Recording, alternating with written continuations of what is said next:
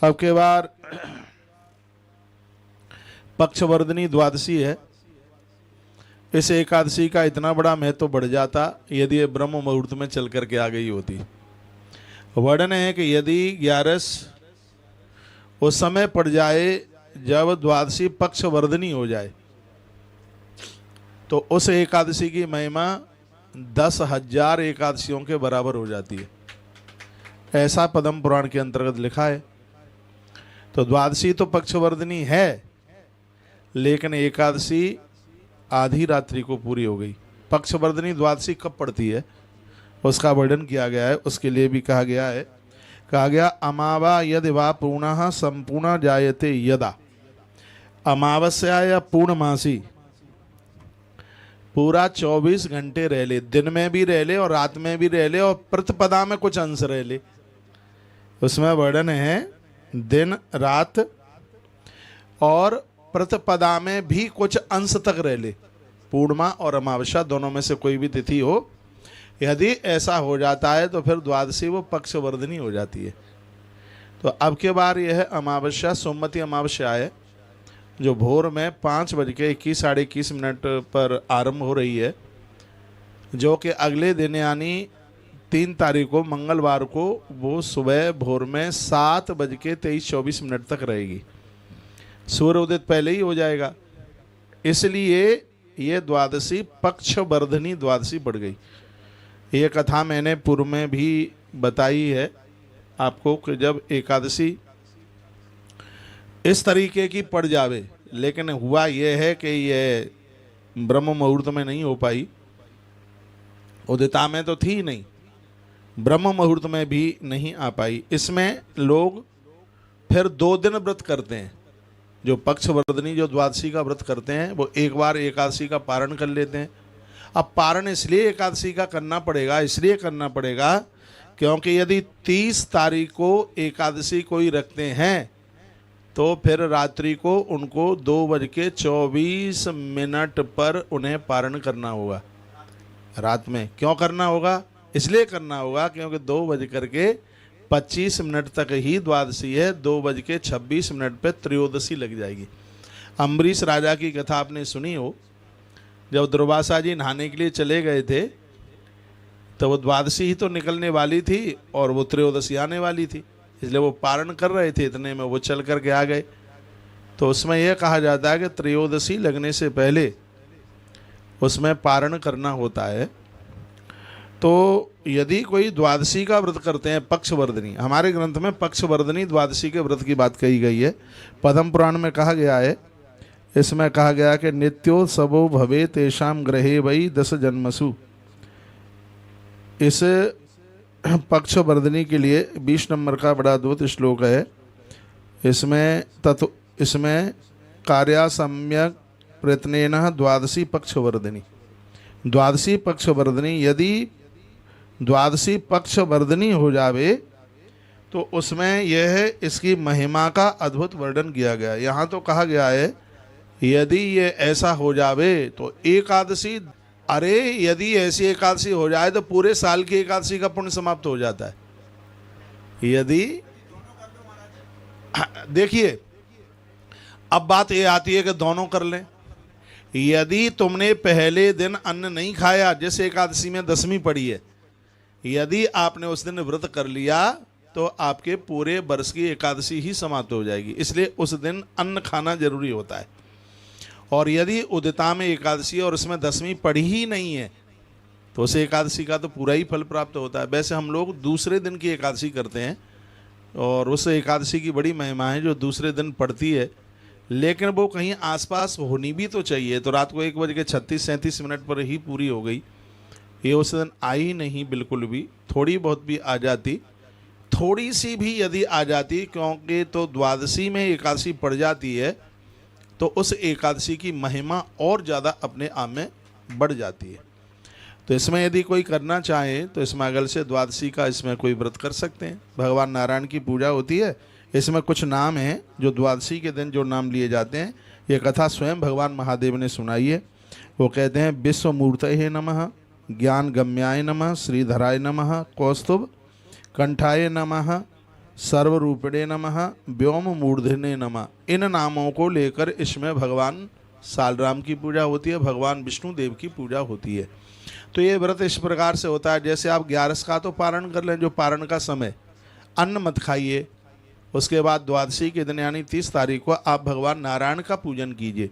यदि आपने पारण कर दिया है तो फिर आप द्वादशी को सूर्य उदित के बाद में द्वादशी का व्रत आप खोल लीजिए, क्योंकि आपकी एकादशी तो पूरी हो गई। तो ये इस तरीके से आपका ये द्वादशी का व्रत हो जाएगा। हमने बहुत बार किया इस तरीके से। ये मेरे सामने पद्म पुराण लिखा है, रखा है, और ये उत्तराखंड में 37वें अध्याय में ये बात कही गई है जो चर्चा मैं आपसे कर रहा हूँ। यदि आपको इतनी सामर्थ्य है 2 दिन अन्न छोड़ सकते हैं तो ये बहुत बड़ी बात हो जाएगी। फिर आपकी एकादशी सीधे 10,000 गुना ज़्यादा पहुँच जाएगी।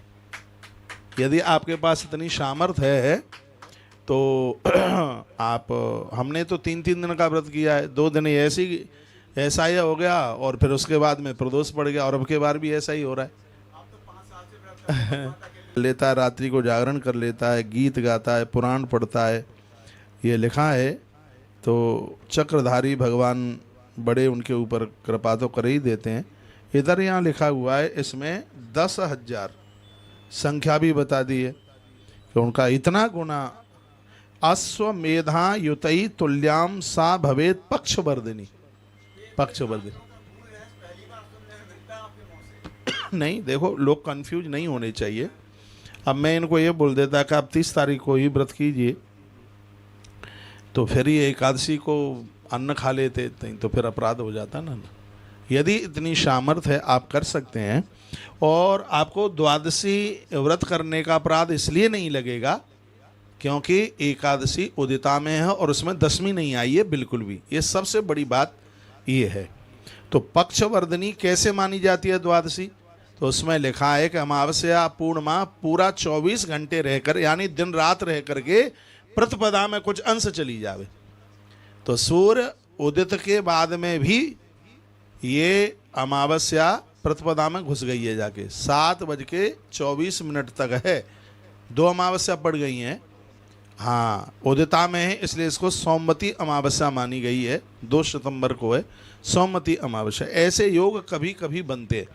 तो मैं आप सबको निवेदन करना चाहूँगा, और आप द्वादशी का व्रत नहीं कर पा रहे हैं और आपने एकादशी की है, हम लोगों ने की है, तो इसका भी कितना अनंत गुना फल है। इसलिए फल है क्योंकि अमावस्या पक्षवर्धिनी बना करके प्रकट हुई है। ये ऐसा योग इसका जो अद्भुत बना है, तो इसकी बड़ी महिमा है, इसका बड़ा महात्म्य है।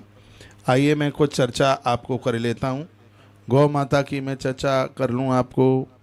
कहा गया है नैवेद्यान सुहदानी षडसानी विशेषतः देयानी। अब किसी ने पूछा है क्या भगवान को व्रत वाले दिन अन्न का भोग लगा सकते हैं? बिल्कुल, ग्रंथ में लिखा है आप अन्न मत खाइए, भगवान को आप बिल्कुल अन्न का भोग लगा सकते हैं। हाँ, भगवान को, क्योंकि उनका जो नैवेद्य का जो मंत्र है, बहुत लोग कहते हैं कि एकादशी के दिन बिहारी जी को अन्न का भोग लगाया जाता है, ऐसा काफ़ी लोग प्रश्न करते हैं। तो भगवान के लिए उसका बिल्कुल भी दोष नहीं है। हमारे लिए दोष हो जाएगा, भगवान के लिए दोष नहीं। जगन्नाथ भगवान को तो चावल भी चढ़ता है, लेकिन वो भगवान के लिए, हमारे लिए वह एक बहुत बड़ा दोष का रूप धारण कर लेगा। नहीं दो तो ज़्यादा ठीक है। मैं तो कहूँगा बने ही नहीं, आश्रम में अन्न बनता ही नहीं है। आज एकादशी है, अन्न नहीं पकेगा बिल्कुल भी। तो जो पक्षवर्धिनी करना चाहते हैं तो उनके लिए भी मैंने निवेदन कर दिया है कि ऐसे ऐसे उसे आप कर सकते हैं। यदि आप 2:24 पर, बहुत ध्यान से सुनिए, यदि आप अपना पारण रात्रि को 30 तारीख की रात्रि को 2:24 पर पारण कर सकते हैं, यानी 2:25 से पहले, तो फिर तो आपको पारण करने की ज़रूरत है नहीं सुबह। यदि उस समय आप नहीं कर सकते हैं तो आपको एकादशी का पारण, जो हमने समय डाला है 7:49 से 8:30 बजे तक का समय है, उस समय में फिर आप पारण कर लीजिएगा। तो ये बड़ा गूढ़ रहस्य है इन ग्रंथों का। आदमी इसमें जितना अंदर घुस जाए उतनी ही उसमें एक बड़ी थ्योरी, बड़े सिद्धांत भरे हुए हैं। इसमें उन्मीलन एकादशी का वर्णन है, इसमें त्रिस्पर्शा एकादशी का वर्णन है, त्रिस्पर्शा का उसकी बड़ी महिमा, वो सबसे ही ज्यादा महिमा है उसकी। अरे कहाँ की 1000 रह गई, वो कई बहुत लाखों गुना एकादशी की त्रिस्पर्शा की, ये कभी कभी पड़ती है। अब के बार हैदराबाद से हम इन एकादशियों के ही बारे में निवेदन करने के लिए जा रहे हैं। हमारी बड़ी इच्छा थी कि जब ये पक्षवर्धनी की बात पड़ी कि यह एकादशी यदि ब्रह्म मुहूर्त में चल करके आ जाती तो हमारी भी 11 से 10,000 गुना बढ़ जाती।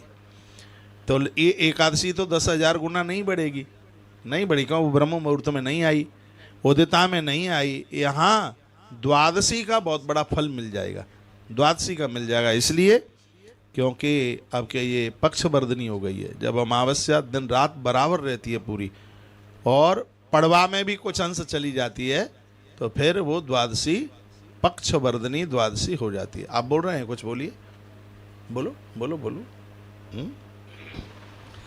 बड़ी अद्भुत जानकारी पूज्य महाराज जी के द्वारा मिल रही है। और मैं तो जैसा भदौरिया जी कह रहे, बिल्कुल सत्य कह रहे थे।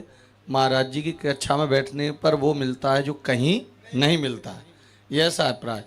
और ये बाद में भी चर्चा होती है। एक बात मैं और कह रहा हूँ आपको, जो 30 तारीख को व्रत कर रहे हैं उन्हें इस बात का पता भी नहीं होगा, हो सकता है कि ये पक्षवर्धनी कैसे मानी जाती है, ये हाँ, पता होता तो वो जरूर बोलते। पक्षवर्धनी इसमें, हाँ, यदि ये पक्षवर्धनी में, मैं फिर कहूँगा, यदि एकादशी 2 घंटा कम रह गई है, यही कहीं 3 बजे को प्लस हो जाती, तो यह एकादशी पूरे 10,000 गुना होती। 1000 गुना नहीं, पूरे के पूरे 10,000 गुना। तो ऐसी स्थिति में लोग एकादशी का भी व्रत करते हैं, फिर द्वादशी का भी करते हैं। जो ऐसा चाहते हैं कि हमारी एकादशी पक्षवर्धनी में आ जाए, तो इसमें फिर वो एक बार उसका पारण करके अन्न नहीं खाते इसमें बिल्कुल भी, फिर वो द्वादशी में इन नामों से भगवान की पूजा करते हैं।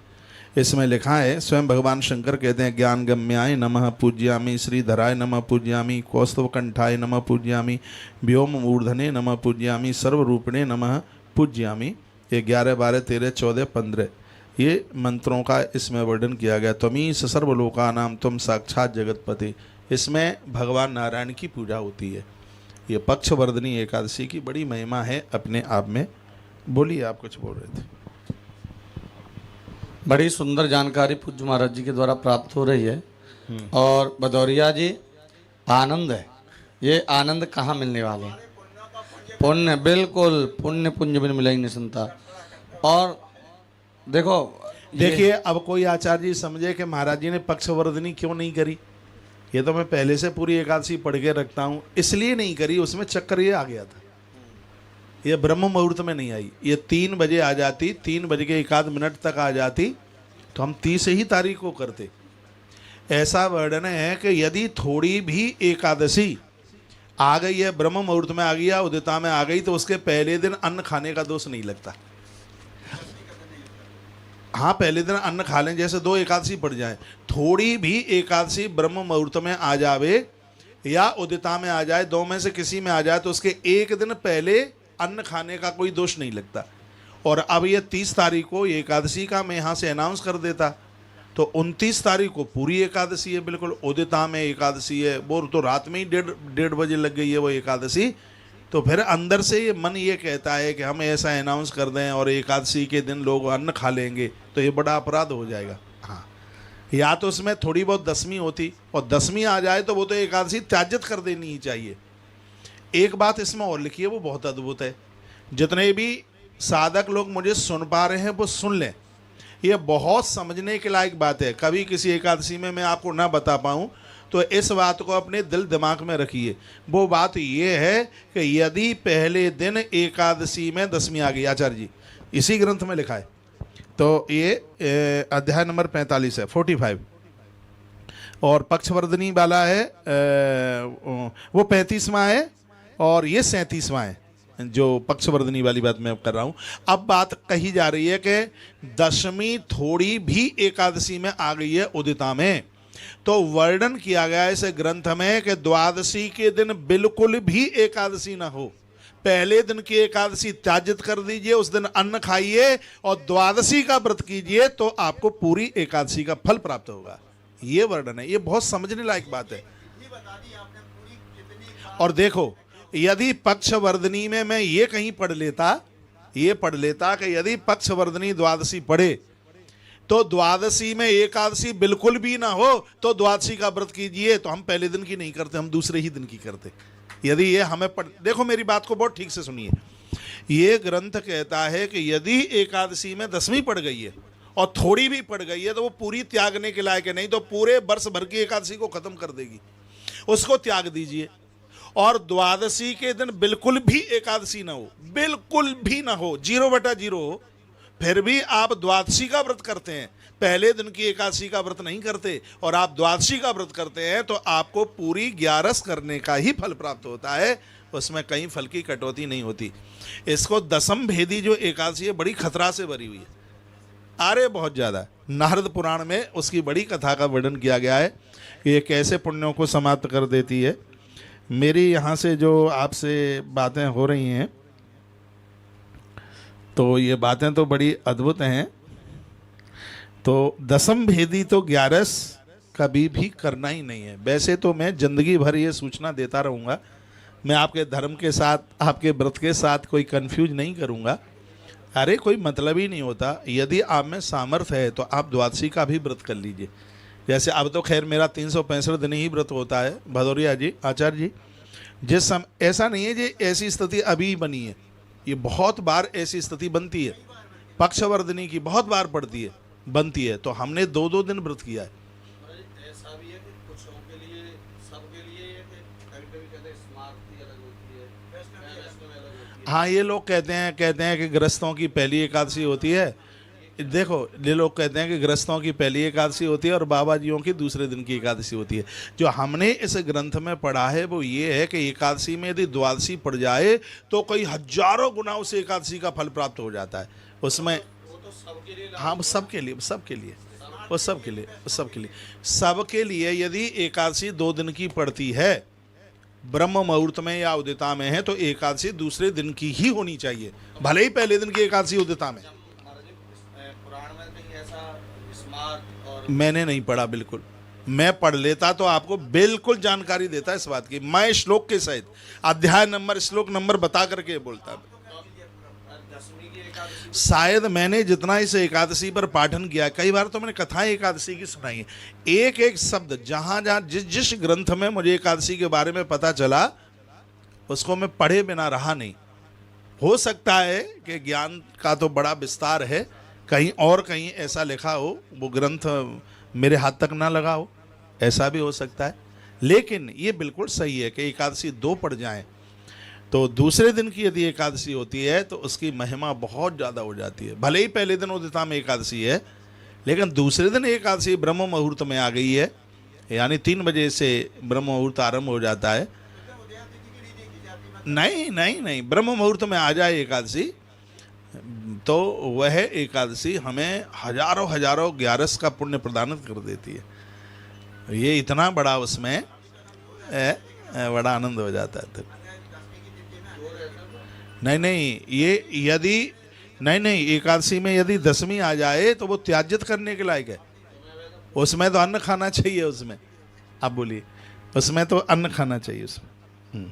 बड़ी सुंदर जानकारी प्राप्त हो रही है। ये देखिए, ये जानकारी जब सबको मिलती है, कभी कभी क्या होता है कि कुछ अल्प जानकारी होने पर व्यक्ति भटक जाता है। ऐसा ना, बहुतों ने पढ़ी होगी दसवीं, कहीं कुछ भी लिखा होगा, लेकिन जब तक उसका अद्योपांत तक, मतलब आदि से अंत तक जब तक अध्ययन नहीं करेंगे तब तक उसका निचोड़ नहीं निकलेगा। आज पूज्य महाराज जी ने एकादशी के बारे में इतने विस्तार से बताया है। देखिए, एक तो दसवीं भेदी एकादशी बता दी, एक द्वादशी भेदी एकादशी बता दी, और एक एकादशी सर्वेशाम। हाँ, एक सर्वेशाम, 3 प्रकार की। अब जब एक एकादशी सर्वेशाम है तो वहाँ तो एक ही रहेगी। अगर दसवीं भेदी है तो दसवीं की भेदी को त्याग अच्छा, कर दो। एक बात और मैं आपको बोलूं जी, जो ये पोस्टरों पर जो 30 तारीख की जो एकादशी पड़ी है ना, जो 30 तारीख लिखी है, यदि ये द्वादशी पक्षवर्धनी नहीं होती तो कोई भी संप्रदाय 30 तारीख को एकादशी नहीं करती, बिल्कुल भी करती ही नहीं, कोई मतलब ही नहीं उठता, क्योंकि वो वहाँ आगे पीछे है ही नहीं कहीं, बिल्कुल कर कैसे लेते उसको। हाँ, वो कहीं विधान में आती ही नहीं है कैसे भी। वैसे इस बात के लिए मैं एक बात कहना चाहूँगा, कभी यदि ऐसी स्थिति बनती है तो इस बात का प्रचार होना चाहिए कि व्रत 2 दिन होना चाहिए। जिसको करना हो वो कर ले, जो ना करे वो ना करे। ऐसे पक्षवर्धनी जैसे पड़ जाती है तो जो एकादशी, मूलतः जो एकादशी है उस दिन 11 का व्रत करें, पक्षवर्धनी पड़ गई है तो दूसरे दिन द्वादशी का व्रत करें, क्योंकि इसमें द्वादशी व्रत की बात कही गई है।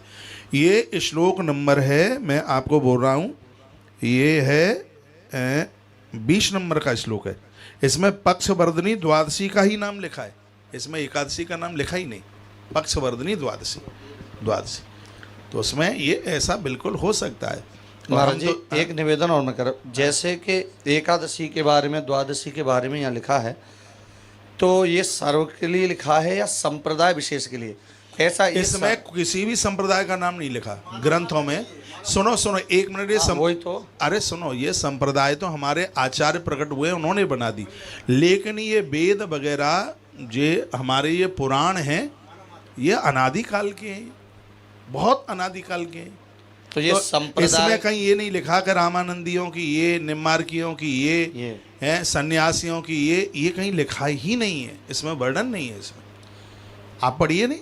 हाँ, तो यही तो ये ग्रंथ तो शर्मान पहले से हैं, ये आचार्य तो उसके बाद में आए हैं, फिर उन्होंने अपने अनुसार उनके ग्रंथों में लिखा होगा, लेकिन इन पुराणों के अंतर और इनके अंदर कहीं नहीं लिखा है। ऐसा नहीं।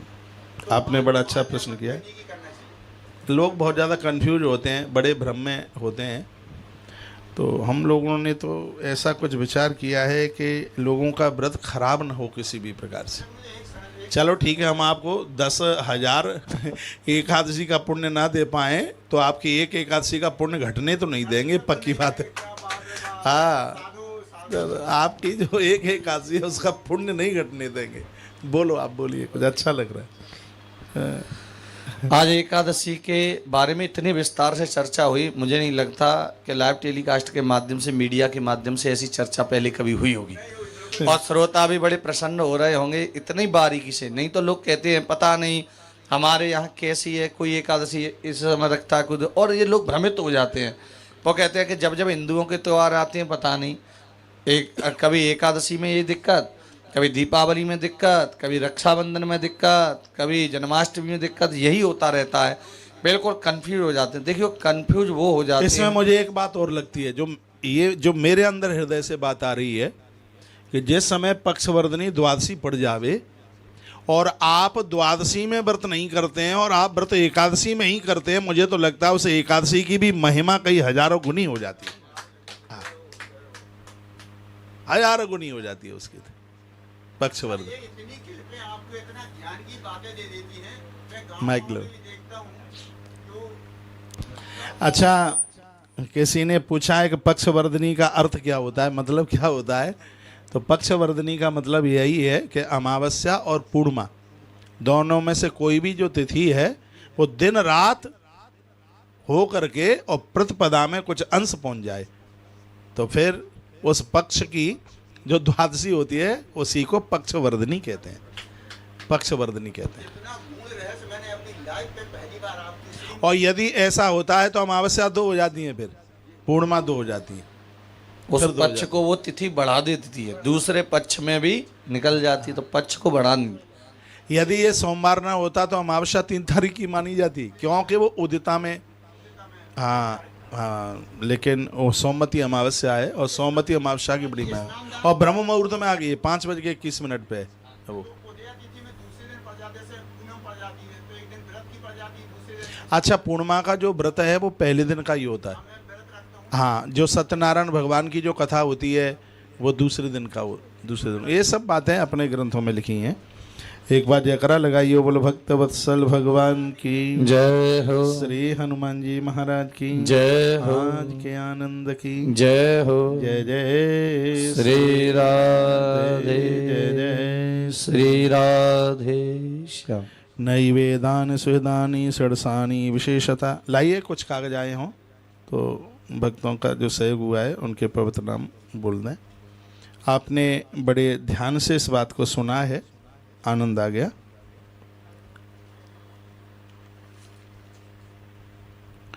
तो राम मिलन जी आप बिलासपुर से, आपने 1 बोरी खल को सहयोग किया है। शांति देवी हैदराबाद से, SK शर्मा जी नोएडा से, और वंदना कौर कबीर कौर देहरादून से, प्रेमलता बहन जयपुर से, सुनीता चौरसिया माता आप पूना, सरोज गुप्ता दिल्ली से, आदित्य तोला आप न्यू दिल्ली से, और ललित कुमार त्यागी नोएडा, चंदूलाल जी निषाद भनपुरी, और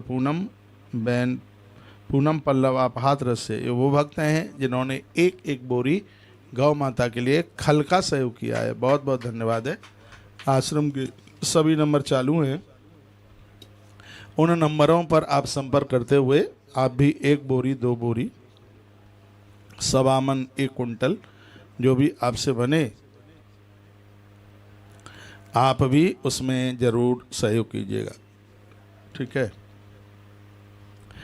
इसमें वर्णन किया गया, कहा गया कि पक्षवर्धिनी जो द्वादशी है यह व्रत बड़ी अच्छी तरह से करना चाहिए। उसके पश्चात गीत पुराण पाठ स्तुतियाँ जागरण ये यदि सब होता है तो 10 जन्मों तक के सदैव कहा गया है कि 10 जन्मों तक ये उत्सव उसके जीवन में जिंदे रहते हैं। पता नहीं कितने जन्मों के पाप अक्षय हो जाते हैं। अतएव यह पक्ष द्वादशी बहुत धन्यतमा है। अतो धन्यतमा चय्यम कर्तव्या पक्षवर्धिनी कृत्वात् सकलम पुण्यम फलम प्राप्नोति संशयम। इसको अवश्य करें, संपूर्ण पुण्यों को यह देने वाली है। पक्षवर्धिनी महात्म्यम ये शृण्वन्त मनीषिणा। ये कथा मैंने क्यों सुना दी आपको, इसमें लिखा है कि जो पक्षवर्धिनी का महात्म्य सुनते हैं वो प्रलय काल पर्यंत तक के लिए सब, जो मैंने जो अभी आपको चर्चा की है, इस चर्चा को सुनने मात्र से प्रलय काल तक उनके पुण्य क्षीण नहीं होते। कथा सुनने की इतनी बड़ी महिमा है इसकी। जो मैं आपको जो पक्षवर्धिनी द्वादशी की जो कथा सुना रहा हूँ, इसका जो महात्म्य सुना रहा हूँ, तो इसमें लिखा है पक्षवर्धिनी महात्म्यम ये शृण्वन्त मनीषिणः ते कृतं सत्कृतं सर्वं यावदा भूत संप्लवम। तो ये वर्णन किया गया है कि जो लोग पक्षवर्धिनी के महात्म्य को सुनते हैं वो प्रलय काल पर्यंत तक के लिए सभी पुण्यों को प्राप्त कर लेते हैं, ऐसा वर्णन है। पंचाग्नि का सेवन करने से तथा तीर्थों में निवास करने से जिस पुण्य की प्राप्ति होती है उसी पुण्य को मनुष्य रात्रि जागरण करके प्राप्त कर लेते हैं। रात्रि में, द्वादशी की रात्रि में, पक्षवर्धिनी द्वादशी की रात्रि में यदि जागरण किया गया है तो पंचाग्नि में तप करने का फल प्राप्त हो जाता है। पक्षवर्धिनी व्रत करने वाले के सभी पापों तथा करोड़ों हत्याओं से उत्पन्न पापों का भी नाश हो जाता है। ये पक्षवर्धिनी की महिमा आप सुने। 26 नंबर का श्लोक है, लिखा है पक्षवर्धिनी का पुण्या पवित्रा पापनाशिनी उपवास कृताम विप्रा हत्या कोटि विनाशिनी। यदि करोड़ अपराध भी लग गए होंगे तो पक्षवर्धिनी जो द्वादशी है उन संपूर्ण हत्याओं के पाप को भी समाप्त कर देती है। इतनी बड़ी महिमा है। मैं तो यह कहना चाहूँगा कि द्वादशी के दिन भगवान विष्णु का जरूर वंदन पूजन करें, उन्हें प्रणाम करें, भगवान को पंचामृत से स्नान कराएं। फिर आगे लिखा गया है कि जो पक्षवर्धिनी है यह काशी तथा द्वारकापुरी के समान पवित्र है। जो कोई भक्त इसका व्रत करता है उसको यह वांछित फल प्रदान कर देती है। 28 नंबर के श्लोक में लिखा है, कहा गया इसमें यम काशी समा पुण्याम यम मई द्वारका समा उपोविष्टाश भक्तेना वांछितंच ददात्यशौ। जिसने पक्षवर्धिनी द्वादशी को व्रत किया, कथा सुनी, इसकी महिमा सुनी, उसे काशी में रहने का पुण्य और द्वारका में भगवान के पूजन करने का फल तत्काल प्राप्त हो जाता है। हाँ, इसके सुनने मात्र का ये फल है। जो आप इसका जो महात्म्य सुन रहे हैं और भगवान शंकर सुना रहे हैं इसका महात्म्य, इसकी महिमा भगवान महादेव सुनाते हैं। का ये धन्य तथा धन्यवंतर है, 10,000 हत्याओं के पापों का नाश करने वाली ये द्वादशी है जिसको पक्षवर्धिनी द्वादशी कहते हैं। तो ज्ञानी वैष्णवों को इसको अवश्य करना चाहिए। व्रत करने वालों को श्री भगवान की सेवा करनी चाहिए। बहुत कहने से तो क्या लाभ, इस उत्तम व्रत को करना चाहिए। जिस तरह से शुक्ल पक्ष में चंद्रमा विशेष रूप से बढ़ते हैं उसी तरह से पक्षवर्धिनी व्रत करने से भक्ति की वृद्धि होती है, ऐसा लिखा है। 31 नंबर का बड़ा पावन श्लोक है। कहा गया यथाच वर्धते चंद्रः सितो पक्षे विशेषता तथा वही वर्धते भक्ता कारणात् पक्षवर्धिनी। पक्षवर्धिनी का इतना बड़ा महात्म्य, पक्षवर्धनी द्वादशी की इतनी बड़ी महिमा। जिस तरह सूर्योदय होते ही अंधकार विनष्ट हो जाता है, उसी तरह पक्षवर्धनी द्वादशी का अनुष्ठान करने से पापों का नाश इसी प्रकार से हो जाता है। मैंने इस ग्रंथ में एक बात ढूंढी और वो मुझे मिली नहीं। वो मैंने ये ढूंढी कि जैसे उसमें वो वर्णन है कि दसवीं को एकादशी पड़ जावे, उसको त्याजित कर दो, और द्वादशी में एकादशी बिल्कुल ना पड़े, द्वादशी में व्रत कर लो तो एकादशी का फल मिल जाता है, पूरे साल भर की एकादशी का फल मिल जाता है। तो मैं इसमें ये ढूंढ रहा था और बड़े लंबे समय से ढूंढ रहा हूँ, क्या इसमें कहीं ये लिखा मिल जाए कि द्वादशी के दिन एकादशी बिल्कुल भी नहीं रहे, यदि पक्षवर्धनी द्वादशी कर लो तो तुम्हें संपूर्ण एकादशी का फल प्राप्त हो जाए। वो ढूंढ रहा था मैं। तालियां तो बजाना ही मत आप, बिल्कुल। बोलिए बांके बिहारी लाल की जय हो। श्री हनुमंत बलवंत महाराज की जय हो। जय जय श्री राधे। आप बोलिए, बोलो, कुछ बोलो, बोलो, बोलो, बोलो। और आप सभी आनंद ले रहे हैं, कितनी सुंदर सुंदर बातें हैं। अभी दत्ता जी का और श्री रमेश दत्ता जी, माता सुमन दत्ता जो फरीदाबाद से हैं, और उनका भी फोन आया कि महाराज जी ने आज एकादशी पर ऐसी गुलथी से सुलझा दी है, हम इतने बड़े हो गए, हमें ये पता ही नहीं था ये क्या बवाल है। कभी कोई कुछ कहता है, कभी कोई कुछ कहता है, यहाँ पर इतना बहस होती है, लेकिन महाराज जी ने इतने बड़े सरल तरीके से हमें समझा दिया है, हमें मालूम पड़ गया है कि हमें एकादशी कब और कौन सी रहनी चाहिए। हाँ, करके हमारी उम्र बीत गई, यहाँ यही नहीं पता पड़ पा रहा था कि एकादशी कौन सी रहनी चाहिए। और अभी भी दत्ता जी के द्वारा खल के लिए भी और सहयोग हुआ है, एक बार उनके लिए जोरदार करतल ध्वनि करेंगे। श्री रमेश दत्ता जी, माता सुमन दत्ता जो फरीदाबाद में विराजते हैं और हर प्रकल्प से जुड़े हुए, मैं सबसे कहना चाहूँगा, देखिए एकादशी की महारानी की सुनो आचार्य, आप ये बताओ, अब हम ये किताबें ग्रंथ पढ़ रहे हैं, पक्षवर्धनी की इतनी बड़ी महिमा है, तो हम इनसे 29 तारीख को क्यों कराते? इनको 30 तारीख से ही नहीं कराते हैं? इनका पुण्य कोई कम करते हम क्यों भदौरिया जी? हाँ, लेकिन वो ब्रह्म मुहूर्त में नहीं आई, इसलिए कराना पड़ा। तो एकादशी हो गई है, यदि आप में सामर्थ्य है तो आप द्वादशी कर लीजिए। हाँ, उसका पारण कर दें, क्योंकि फिर आप रात्रि को 30 तारीख की रात्रि में कहाँ 2 बजे नहाओगे? पारण में तो तुलसी लेनी है और गंगा जल लेना है। बिल्कुल, व्रत क्यों टूटे? तो महाराज जी जब ये कल रहेंगे तो इन्हें द्वादशी, वो तो व्रत टूट जाएगा, एकादशी तो टूट जाएगी, पारण तो इसलिए किया जाएगा ना। हाँ, द्वादशी का व्रत रहेगा, एकादशी का तो पूरा हो जाएगा, द्वादशी का रहेगा। महाराज जी जो आज एकादशी, पारण का मतलब होता है ये व्रत तोड़ना।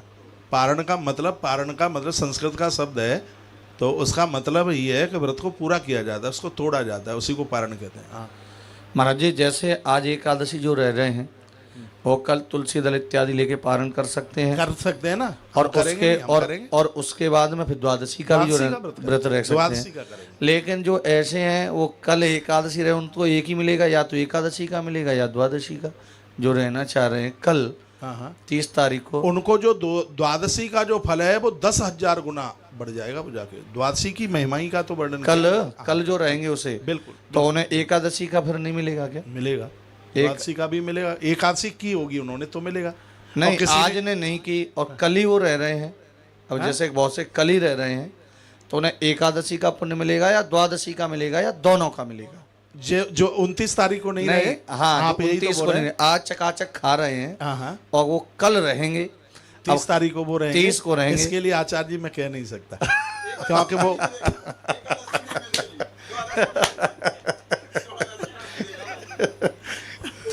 चलो इस विषय को यही करते हैं, क्योंकि जिनको रहे हैं, कल रह रहे हैं, और उनको ऐसा लगेगा। जय सिया राम, सबको सब पुण्य मिले। मैं तो बस इतना कहूँगा, आगे के लिए सावधान रहिए और प्रमाणिक बातों से जुड़िए। और एकादशी बड़ा सुंदर सा पुण्य देने वाली ये एकादशी है, आप इससे जुड़िए। और मैं एक इसमें आचार्य जी ऐसा हो सकता है कहीं लिखा हो, वहाँ तक हमें जानकारी नहीं हो, ऐसा भी हो सकता है। हाँ, हमें उसकी नहीं, जितना ग्रंथ हमने पढ़ा है उसमें तो मिला नहीं। कहीं और कोई ऐसा ग्रंथ हो, हमसे तो पूर्व में बड़े आचार्य हुए, विद्वान हुए हैं, उन्होंने कहीं ये पढ़ लिया हो, ऐसा हो सकता है कि पहले दिन एकादशी बिल्कुल भी नहीं हो, यदि पक्षवर्धनी द्वादशी पड़ रही है तो आप द्वादशी का व्रत कर लो तो आपको हजारों एकादशी का फल अपने आप मिल जाए। हाँ, ऐसा भी हो सकता है, बिल्कुल हो सकता है, ऐसा कहीं लिखा हो, वहाँ तक हम नहीं पहुँच पाए हों, ऐसा भी हो